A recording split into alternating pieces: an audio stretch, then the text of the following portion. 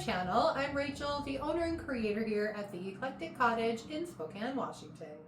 Today's Tuesday, and for today's video, I have a couple little DIY projects that I completed, plus a thrift flip. So it's a little bit of a mixed bag, but I really love how everything came out. Can't wait to show it to you guys. And without further ado, let's get to today's projects.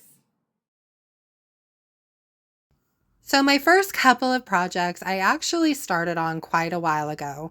I had these two pieces of scrap lumber laying around in my kitchen, and I wanted to make some signs with them. So I began by painting them with some DIY paint. This first one I am doing with Little Black Dress. Now, I'd already designed my stencils, and all I needed to do was get them printed out on my stencil vinyl and weeded up so that I could place them down on my boards. So for this one, I am doing the word welcome. I'm doing it vertically rather than horizontally. And once I get the transfer tape on, I'm just making sure that it's centered as best as I can get it, and then peeling that transfer tape back. I left the O out, and you'll see why here in a minute.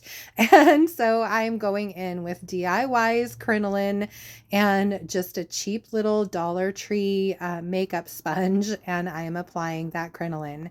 And when I stencil with these little makeup sponges, I go over with a very, very light coat of paint first, and then a second heavier coat second, just to try and avoid any paint from leaking down underneath the stencil. Once I was finished stenciling and had removed all the stencil vinyl and everything was dry, I took my sign outside and gave it a good coat of Rustoleum 2X matte spray to seal my paint. I did this front and back. And the reason I like a spray rather than to brush on my sealer is I've had it actually smear my paint in the past. And so to keep that from happening ever again, I just go ahead and always spray seal my signs. Then I grabbed this little garland that I've had for quite some time, and I made a little circle with it. And I cut a small piece of wire to wrap around the wreath in two different places just to kind of hold everything together. I pinched it closed with some pliers just to make sure it wasn't pokey. And then I stapled my little wreath in place of the O. Last step is adding a hanger to this. And so I'm just adding one of the sawtooth little hangers to the back, and then this welcome sign is finished.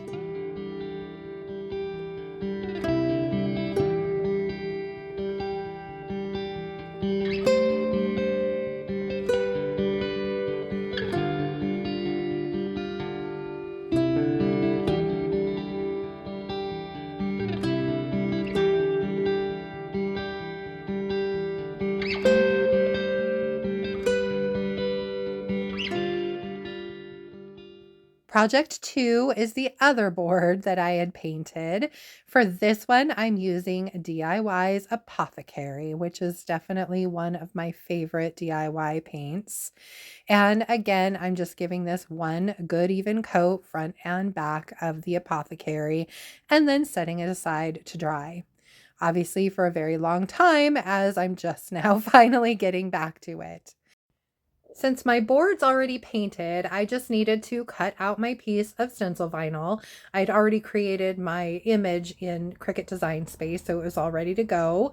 And it just so happened that it was 6 inches high, so I just had to cut this piece in half and then attach that to my mat and run it through my Cricut. Now, unfortunately, when I put this into my Cricut, I realized my rollers weren't working quite properly, and it had messed up my sign really badly, which meant I got to order new rollers. And then my poor husband got to spend probably 2 or 3 hours on Saturday replacing them. These machines are not really made to take apart. So thankfully, since each strip was 6 inches, I was able to utilize the other half of the vinyl I'd cut out for my sign and ran it through once my maker was all fixed, and then proceeded to weed out my design, taking out all the little areas that I needed to actually put paint in. And once I was done with that process, it was time to put my new stencil onto my board. Now, mind you, this poor board has been sitting around in my kitchen for probably a month now or so. And so it was a little dirty in places. So I had to grab some sandpaper and actually clean it back up again, sand off some gunk, and then grabbed a wet shop towel and just wiped it back down, let it dry. And then I was finally able to add my stencil vinyl to my board. Once I'd finally completed all of the steps to get my stencil created and put onto my board and the transfer tape removed, it was finally time to actually put some paint on my stencil. So again, I am just grabbing one of my Dollar Tree makeup sponges and Crinoline paint from DIY and pouncing that paint on. Like I said before, I just go over it with a very thin coat first, and that kind of helps seal in all of the image. And then I go over it with a much heavier coat the second time, just kind of watching to make sure that I'm getting really good coverage and there's none of the Apothecary kind of showing through any of that crinoline paint. Once I'm finally finished pouncing that paint on, it's time to remove the stencil vinyl from the sign. One thing I have noticed is since this has been sitting for a while and the paint is very well cured, the stencil vinyl didn't actually pull any of the Apothecary up as I was peeling the vinyl off, which was nice. Then just weed out all the little pieces that were left behind. And finally, it's time to take this sign outside and again, just give it a good coat of that Rustoleum 2X spray in matte to seal my paint. And obviously I'm doing this on the front and then letting it dry and doing the back. As a last step, I grabbed a couple more of those little sawtooth hangers that I have and attached those to the back so this can be hung from a wall. And then this project is finally done.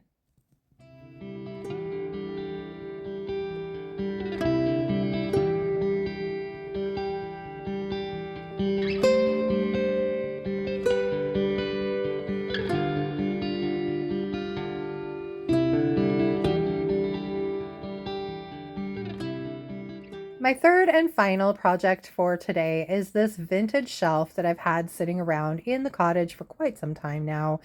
I really was having a hard time deciding exactly what I wanted to do with this thing, and I finally came up with an idea in my head. So it was time to clean it up and get it painted. I'm starting off here by giving it a really good bath with some crud cutter and following that up with some clean water just to make sure there's none of that crud cutter residue left behind. And then I flipped it over so that I could wash the bottom of the shelves. And I realized there was some really weird gunky splotches on the bottom of a couple of these. So I had to end up grabbing some sandpaper just to get them off. I scrubbed and scrubbed with the crud cutter and it wouldn't happen. So it was sandpaper to get rid of it. So I got it all nice and clean, wiped it back down with a damp shop towel, and it was finally ready to paint. I decided since I already had it sitting upside down, I would start by painting the bottom of the shelves first. Now for my paint for this piece, I'm using Sweet Pickins milk paint in the color Creamy. Creamy is a beautiful neutral. I really love it.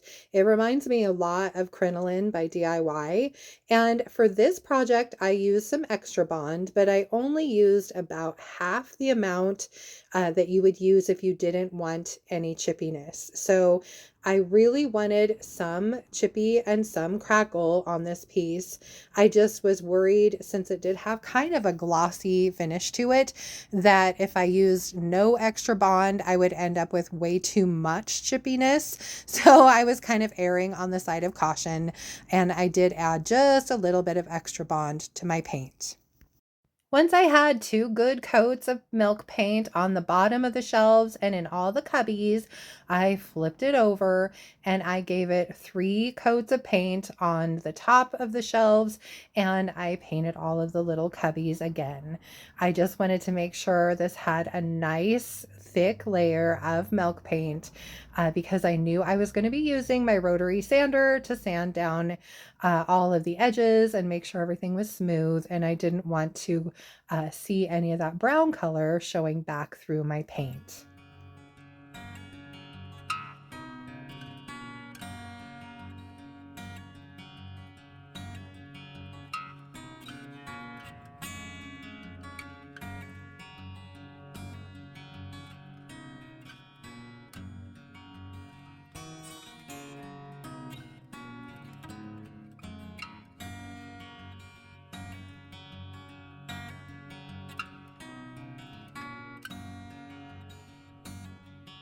Once I was finally finished painting my piece, I took it outside and did take my rotary sander with some 220 grit sandpaper on its very lowest setting, and I went over all of the flat surfaces with my sander.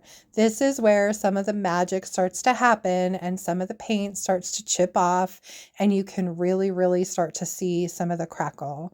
You can see there some of that paint just flying off the piece. Once I'd finished up with my rotary sander and I was confident everything was nice and smooth, I went ahead and grabbed a little piece of 150 grit sandpaper and I went in by hand and hand sanded a few places where the rotary sander couldn't really get to, and I just made sure that anything that was chipping off, I got off of this piece before I took it inside to clean it up. Then I just wiped it back down with a damp shop towel really quick and got it ready for the next step. I decided I really wanted something on the back of this shelf. So I went into my stash and I found this transfer set. This is called Painted Florals. It's by Redesign with Prima. I absolutely love it. I've used it a couple times in the past. And so I just cut out a few of these cute flowers, and I honestly didn't even grab my transfer stick. I usually don't have any problem at all applying transfers to milk paint. It seems to go pretty seamlessly. So I just applied the first transfer and then I cut out a couple more smaller flowers to go next to the big one in the middle, and just using my fingernail, rubbed those transfers down and just peeled that piece of vellum back until the transfer was completely adhered. Sorry about my focus there. For some reason, it's focusing on my hair and not the transfer. So then I just added a little bit of greenery on the one side, and then I was happy with my transfer placement, and it was time to finally seal my paint. For that, I grabbed out my Sweet Pickins dark oil wax, and I began applying that with a chip brush. And the trick here is just a thin, even coat all over your entire piece, and then just let it sit on the piece and soak in. I left it for probably about 20 minutes, and then I can come back and wipe it off with a shop towel.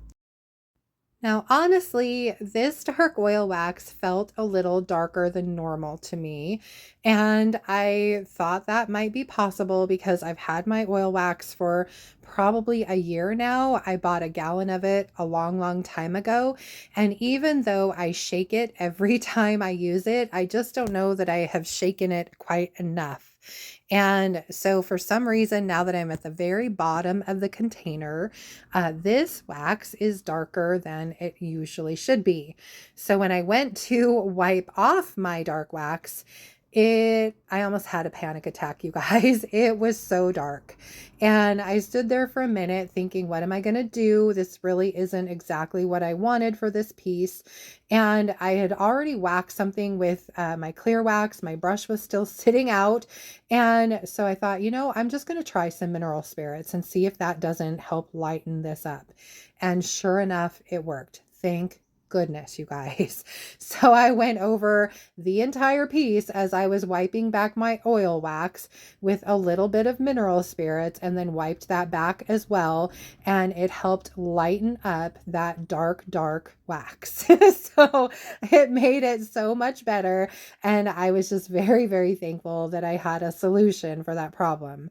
Honestly, I'm probably going to throw out the rest of my dark wax at this point.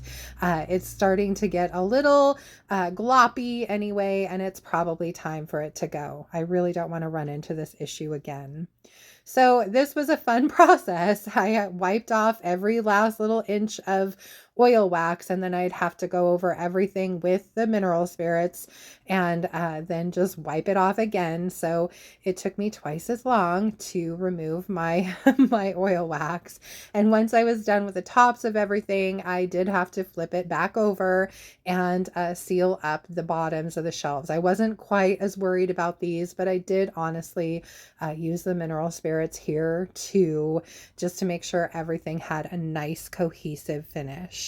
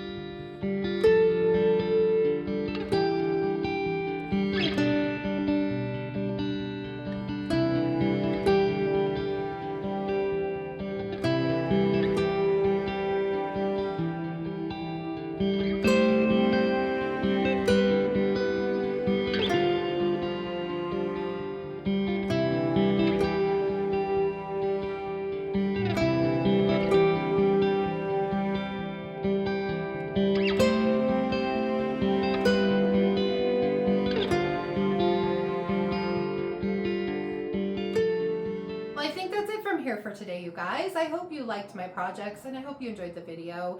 If you did, please remember to give it a thumbs up. I so appreciate that. And if you haven't already, I would love it if you think about subscribing to my channel and then just hit that little notification bell so you don't miss anything. And then don't forget to drop a comment below and let me know if you had a favorite project today. For Friday, it's going to be yet another thrift flip. My stash is finally getting to a somewhat manageable status, which is awesome, you guys. However, that being said, I'm really kind of hoping next Sunday I'll be able to go on a junk run, so we'll see, fingers crossed. Anyway, also as a reminder, the paint and products you saw me use today can be purchased through me at my website, and that's www.theeclecticcottagespokane.com. I carry the full line of DIY paint and products. I carry Sweet Pickins milk paint and products, as well as Recycled Treasures decoupage paper and some beautiful items from Redesign with Prima as well. So go online and check those out. Anyway, I hope you guys had a wonderful Easter and a great weekend. I hope you're having some great weather like we are here. It was really honestly fantastic over the weekend. My husband and I Saturday got to put down 2 yards of dirt on our new, what will be our new pumpkin patch in the back. So it's part of my nursery project that I'm looking forward to accomplishing hopefully this summer. So fingers crossed for that as well. And I hope you have a stellar rest of your week. And I will see you back here on Friday. Thank you so much for being here, you guys. I'll see you Friday. Bye.